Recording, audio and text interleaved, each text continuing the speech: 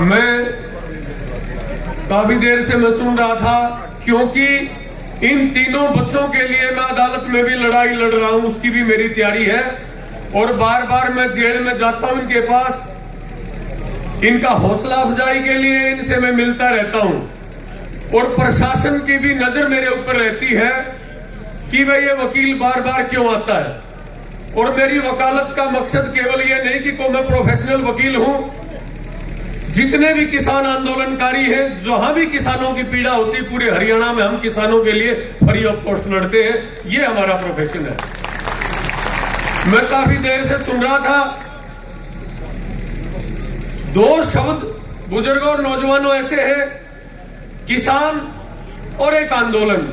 अगर किसान शब्द को आप निकाल दोगे तो मुझे लगता है कि मोदी जी या भारत की सरकार या हरियाणा की सरकार या प्रदेश की किसी अन्य सरकार, अगर किसान शब्द को निकाल दिया, ये देश खत्म हो जाएगा, देश बर्बाद हो जाएगा।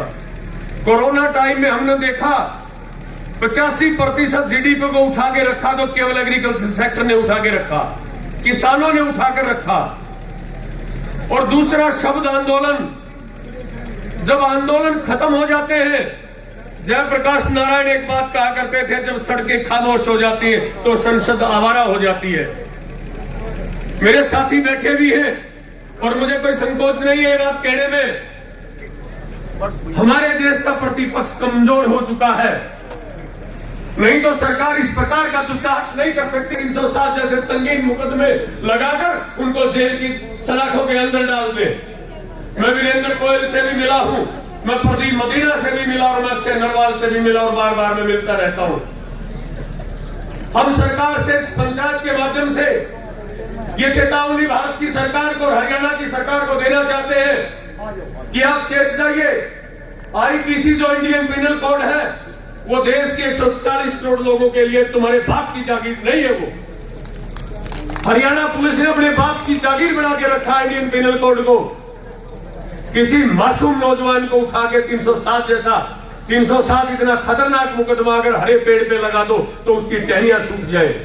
आपने उनके ऊपर लगा दिया जिन लोगों ने कुछ अपराध ही नहीं किया।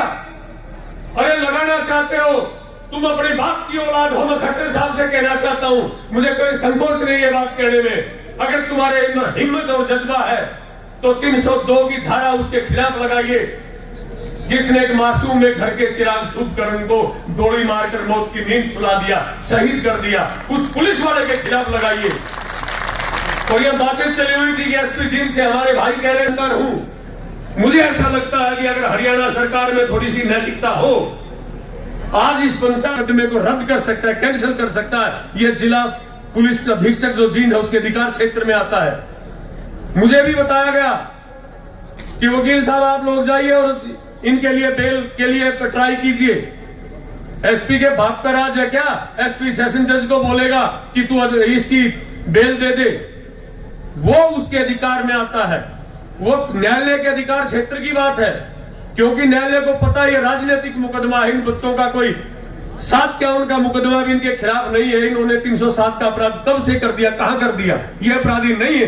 अदालत जानती है, अदालत छोड़ेगी, जमानत लेगी तो अपने विवेक के आधार पे लेगी। पुलिस कप्तान के रहमो करम पे अदालत नहीं लेगी जमानत। अगर सरकार में नैतिकता है जरा सी भी, तो इस मुकदमे को री इन्वेस्टिगेशन करवाइए, इस मुकदमे को पेश करवाइए, इस मुकदमे को रद्द कीजिए। और मैं सभी पंचायत के साथियों से मैं जिम्मेदारी के साथ कहना चाहता हूं, मैंने प्रतिपक्ष की भी कमजोरी बताई। सरकार तो जो जलालत कर रही, जो हवानियत कर रही है, वो कर ही रही है। मैं रुक नहीं सकता कहे बिना। किसान का खून मेरी भी रगों में बहता है। मैं किसान नेताओं से भी कहना चाहता हूं, तुम बिना इकट्ठे हुए कॉल दे देते हो किसी को भी, और तुम अपनी राजनीति चमकाते हो, किसी के घरों के चिराग बुझ जाते हैं। लड़ाई लड़नी है तो संगठित होकर लड़िए। जब तक तुम संगठित होकर लड़ाई नहीं लड़ोगे, फतेह हासिल नहीं हो सकती। 13 महीने आप और हम सब दिल्ली के बॉर्डरों में बैठे थे, किसान नेता और ये जनता साथ में थी। क्योंकि जब जर्नैलों में लड़ाई होती है आपस में, मैं इस मोर्चे पे लड़ूंगा, उस मोर्चे पे लड़ूंगा, तो फतह हासिल करना बहुत मुश्किल हो जाता है। तो बहुत विनम्रता के साथ मैं कहना चाहता हूं, क्योंकि ये आज मौका नहीं है इस बात को कहने का, मैं किसान नेताओं से भी विनम्रता के साथ कहना चाहूंगा, जब तुम्हें चंडीगढ़ में केंद्र के मंत्री बुलाते हैं मीटिंग करने के लिए, तुम इन 3 नौजवानों की रिहाई का मुद्दा भी उठाओ किसान नेताओं, अगर तुम्हारे अंदर भी नैतिकता जिंदा है तो।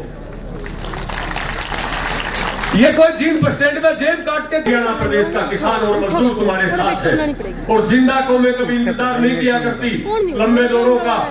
सरकार को मजबूरन इनको रिहा करना पड़ेगा, और केवल इन 3 बच्चों की रिहाई की बात नहीं है, जो सैकड़ों नौजवान जेलों में बंद हैं, जिनके ऊपर मुकदमे दर्ज किए गए हैं, और जो सबसे मुख्य मुद्दा हमारा एमएसपी का है, जिसके बारे में कहा जाता है अरे कम से कम किसान और कुछ नहीं मांगता तुमसे, केवल ये कहता है कि जितने इस देश में भगोड़े मोदी हुए हैं, जितने मोदियों ने इस देश को लूटा है, उस लूट का आधा हिस्सा किसान को दे दो, किसान की एमएसपी भी लागू हो सकती है, किसान का कर्जा भी माफ हो सकता है, किसान के बिजली के बिल भी माफ हो सकते हैं।